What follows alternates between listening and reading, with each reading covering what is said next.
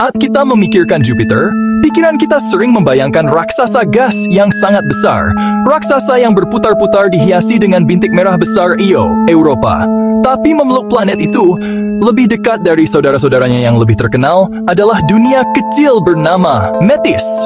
Bulan ini adalah pos penjaga pertama di sistem Jovian yang luas. Bulan ini pertama kali terlihat sebagai titik samar oleh pesawat ruang angkasa Voyager 1 pada bulan Maret 1979. Sebuah bukti mata tajam dari misi bersejarah itu. Penemuannya adalah pengingat halus bahwa bahkan dalam sistem yang didominasi oleh raksasa, yang kecil dan terabaikan dapat menyimpan rahasia mendalam tentang cara kerja sistem planet. Metis memiliki perbedaan khusus dalam keluarga langit Jupiter.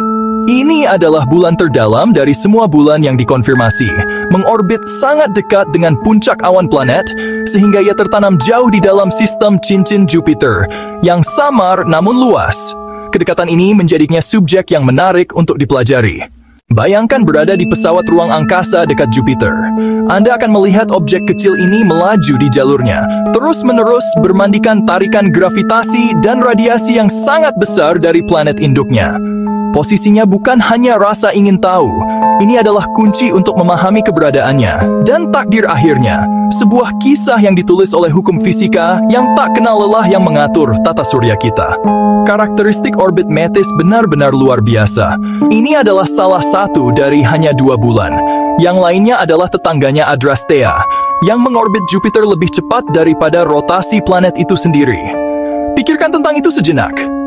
Sehari di Jupiter berlangsung sekitar 10 jam, tetapi Metis menyelesaikan putaran penuh di sekitar raksasa gas hanya dalam waktu 7 jam. Dari sudut pandang pengamat yang mengambang di atmosfer atas Jupiter, Metis akan tampak terbit di barat dan terbenam di timur, melesat melintasi langit dengan tergesa-gesa. Tarian cepat ini adalah konsekuensi langsung dari orbitnya yang sangat ketat, balet kosmik yang dilakukan di tepi jurang gravitasi. Bulan kecil ini lebih dari sekadar batu yang cepat. Ia adalah peserta aktif dalam penciptaan lingkungannya. Mari kita bicara skala. Dalam sistem yang membanggakan Ganymede, bulan yang lebih besar dari planet Merkurius, Metis jelas berada di sisi kecil. Dengan radius rata-rata hanya sekitar 21,5 km, atau kira-kira 13,3 mil, Anda bisa berkendara melintasi seluruh permukaannya dalam waktu kurang dari waktu yang dibutuhkan untuk menonton film. Ukurannya yang kecil berarti gravitasinya sendiri terlalu lemah untuk menariknya menjadi bola sempurna.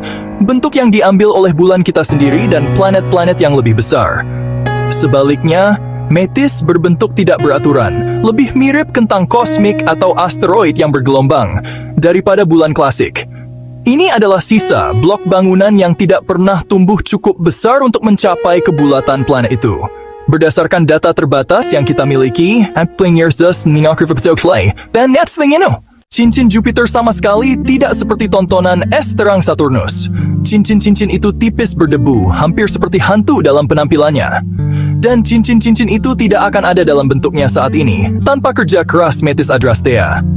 Kedua bulan kecil ini bertindak sebagai sumber utama material untuk cincin utama Jupiter. Prosesnya adalah contoh indah dari daur ulang kosmik. Ketika sebuah mikrometeoroid, mungkin tidak lebih besar dari sebutir pasir, menabrak Metis, dampaknya mengeluarkan awan debu dan puing-puing. Karena Metis sangat kecil dan memiliki gravitasi yang sangat lemah, sebagian besar debu ini lolos ke orbit di sekitar Jupiter. Material yang dikeluarkan ini tidak hanya terbang secara acak, ia menyebar di sepanjang jalur orbit bulan itu sendiri, membentuk aliran partikel halus yang berkelanjutan. Selama jutaan tahun, proses ini telah membangun cincin utama, donat debu pipih, kedekatan yang sama dengan Jupiter, yang memberi Metis kecepatan luar biasa, juga menyegel kehancurannya.